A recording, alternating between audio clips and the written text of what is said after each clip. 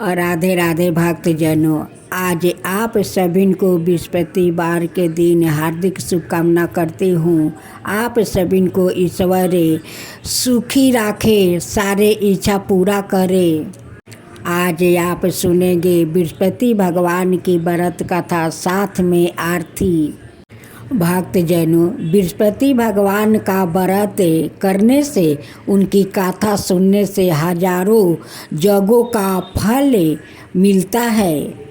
वो हजारों जगों से कम नहीं है, इसलिए उनकी कथा और व्रत जरूर रखिए, कथा जरूर सुनिए, ताकि आप पर बृहस्पति भगवान प्रसन्न हो, आपका पति और पुत्रा को लंबी आयु दे और घर में कभी आपका धन संपत्ति कमी नहीं होने देंगे, हमेशा भर कर रखेंगे, हमेशा आप पर अपना आशीर्वाद बना कर रखेंगे। इसलिए भक्तजनों, कथा सुने तो पूरा सुने, अधूरा मत छोड़िएगा, वो पूरा कथा सुनिएगा कि ताकि बृहस्पति भगवान को भी अच्छा लगे और बृहस्पति भगवान आप पर खुश होकर हमेशा अपना आशीर्वाद आप पर बरसाते रहे। तो बोले जय बृहस्पति देव, जय बृहस्पति देव। बृहस्पतिवार का जो लोग बृहस्पति देव के श्रद्धा भक्ति से कथा सुनते हैं, उस पर बृहस्पति देव प्रसन्न हो जाते हैं। बृहस्पति देव की जय हो, बृहस्पति देव की जय हो। प्राचीन समय की बात है, एक नगर में एक बड़ा व्यापारी रहता है। वो जहाजों में माल लाद कर दूसरे शहरों में भेजा करता है। वो जिस प्रकार अधिक धन कमाता है, उसी प्रकार जी खोलकर दान भी करता है, परंतु उसकी पत्नी अत्यंत कंजूस है। वो किसी को एक डमरी भी नहीं देने देती है। एक बार सेठ जब दूसरे देश में व्यापार करने गया, तो पीछे से बृहस्पति देव ने साधु भेष में उसकी पत्नी से भिक्षा मांगने आई। व्यापारी की पत्नी बृहस्पति देव से बोली, हे साधु महाराज, मैं इस दान और पुण्य से तंग आ गई हूँ, आप कोई उपाय बताइए जिससे मेरा सारा धन नष्ट हो जाए और मैं आराम से रह सकूं। मैं यह धन लुटाता हुआ नहीं देख सकती। बृहस्पति देव ने कहा, हे देवी, तुम बड़ी विचित्रा हो। संतान और धन से कोई दुखी होता है। अगर अधिक धन है तो इसे शुभ कामों में लगाया करो, कुंवारी कन्याओं का विवाह करवाओ, विद्यालय और बाग बगीचा का निर्माण करवाओ। ऐसे पुण्य कार्य करने से तुम्हारा लोक परलोक सार्थक हो सकता है। परंतु साधु की इन बातों से व्यापारी की पत्नी को खुशी नहीं हुई। उसने कहा, मुझे ऐसा धन की आवश्यकता नहीं है जिसे मैं दान दूं। तब बृहस्पति देव बोले, यदि तुम्हारी ऐसी इच्छा है तो तुम एक उपाय करना। 7 बृहस्पतिवार घर को गोबर से लिपना, अपने केश को पीली मिट्टी से धोना, केशों को धोते समय स्नान करना, व्यापारी से हजामत बनाने को कहना, भोजन में मांस मदिरा खाना, कपड़े अपने घर धोना। ऐसे करने से तुम्हारा सारा धन नष्ट हो जाएगा। इतना कहकर बृहस्पति देव अंतर ध्यान हो गए। व्यापारी की पत्नी ने बृहस्पति देव के कहे अनुसार 7 बृहस्पतिवार वैसा ही करने का निश्चय किया। केवल 3 बृहस्पतिवार बीते थे कि उसी समस्त धन संपत्ति नष्ट हो गई और वो परलोक सिधार गई। जब व्यापारी वापस आया तो उसने देखा कि उसका सब कुछ नष्ट हो चुका है। उस व्यापारी ने अपनी पुत्री को सांत्वना दी और दूसरे नगर में जाकर बस गया। वहाँ वो जंगल से लकड़ी काट कर लाता और शहर में बेचता। इस तरह वो अपना जीवन बिताने लगे। एक दिन उसकी पुत्री ने दही खाने की इच्छा प्रकट की, लेकिन व्यापारी के पास दही खरीदने के पैसा नहीं थे। वो अपनी पुत्री को आश्वासन देकर जंगल में लकड़ी काटने चला गया। वहाँ एक वृक्ष के नीचे बैठे अपनी पूर्व दशा पर विचार कर रोने लगा। उस समय बृहस्पतिवार था। तभी वहाँ बृहस्पति देव साधु के रूप में सेठ के पास आए और बोले, हे मनुष्य, तू इस जंगल में किस चिंता में बैठा है?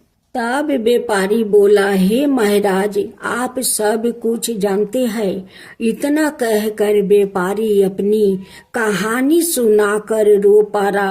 बृहस्पति देव बोले, देखो बेटा, तुम्हारी पत्नी ने बृहस्पति देव का अपमान किया है, इसी कारण तुम्हारा यह हाल हुआ है।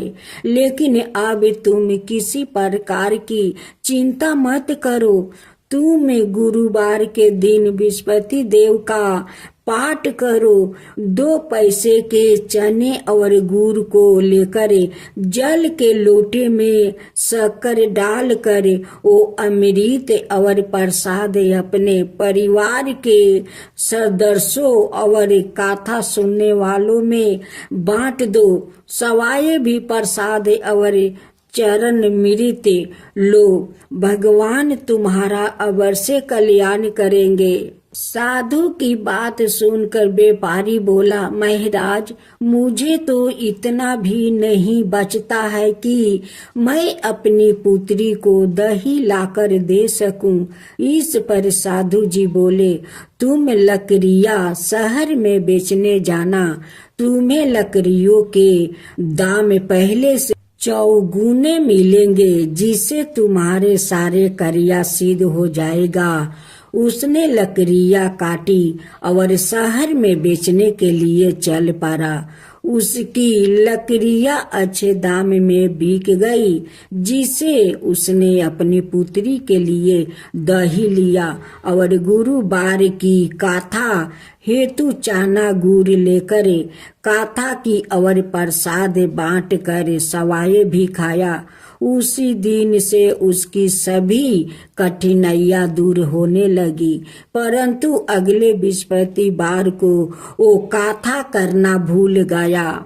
अगले दिन वहाँ के राजा ने एक बड़े यज्ञ का आयोजन कर पूरे नगर के लोगों के लिए भोजन का आयोजन किया है।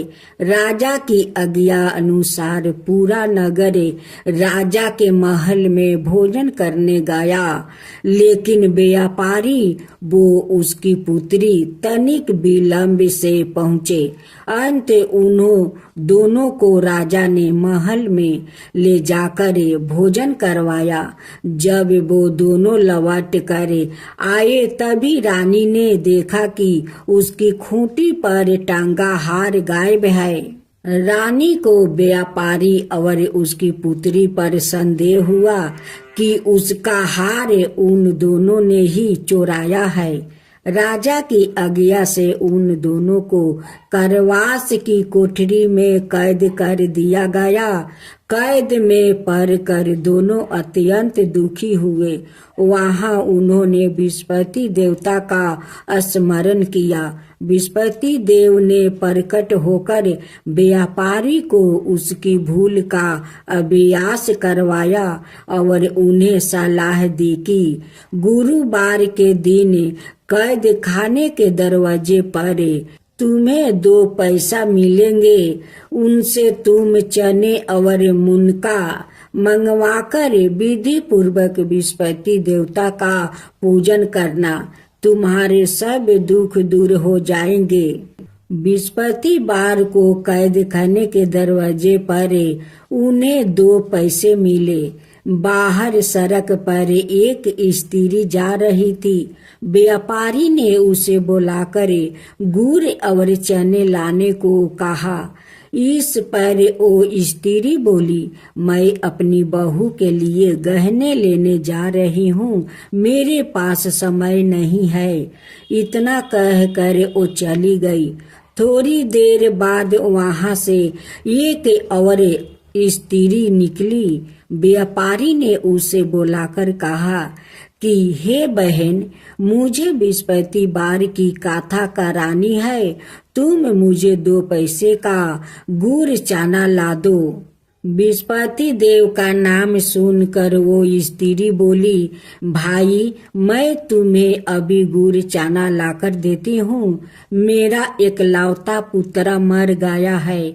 मैं उनके लिए कफन लेने जा रही थी, लेकिन मैं पहले तुम्हारा काम करूंगी, उसके बाद अपने पुत्र के लिए कफन लाऊंगी।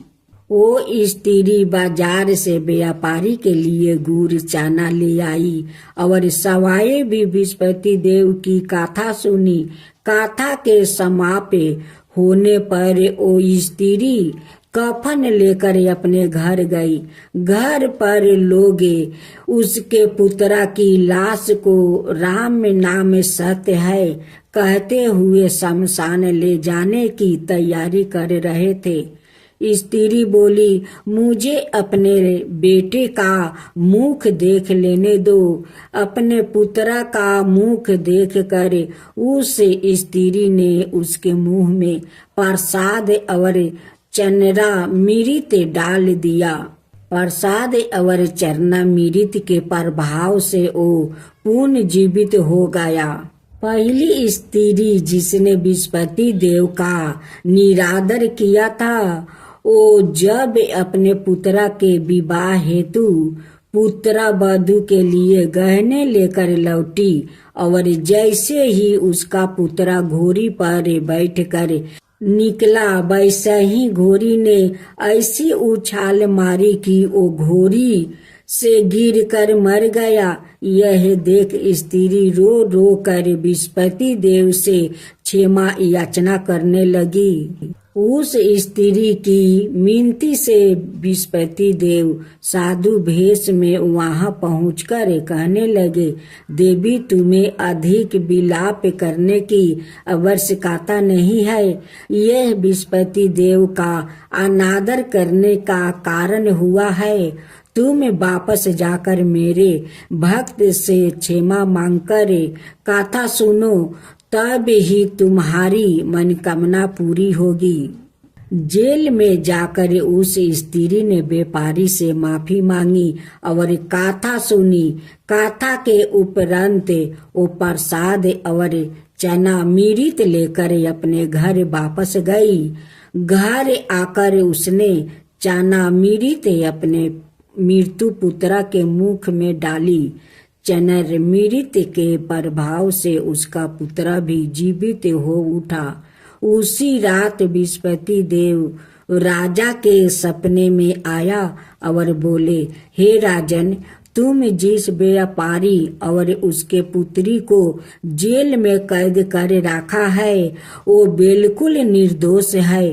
तुम्हारी रानी का हार वही खूंटी पर टांगा है।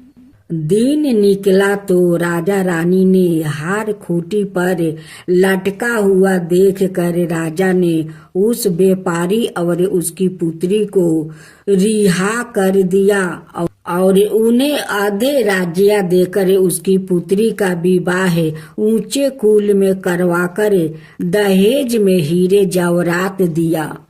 ओम जय बृहस्पति देवा, जय बृहस्पति देवा, छिन छिन भोग लगाऊं के दली फल मेवा।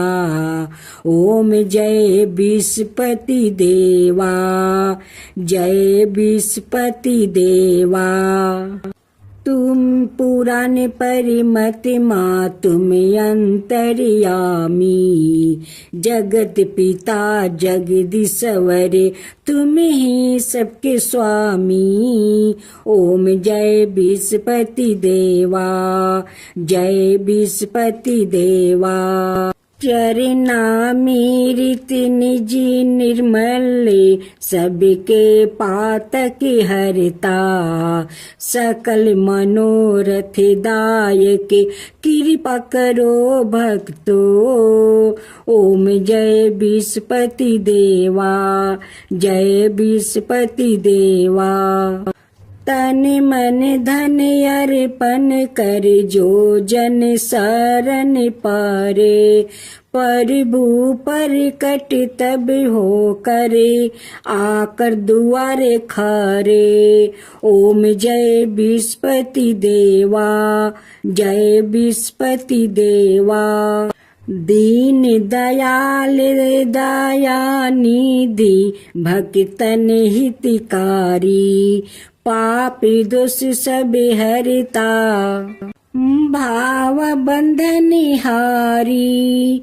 ओम जय विस्पति देवा, जय विस्पति देवा। सकल मनोरथ दायक सब संशय हरो, विषय विकार मिटाओ संतन सुखकारी।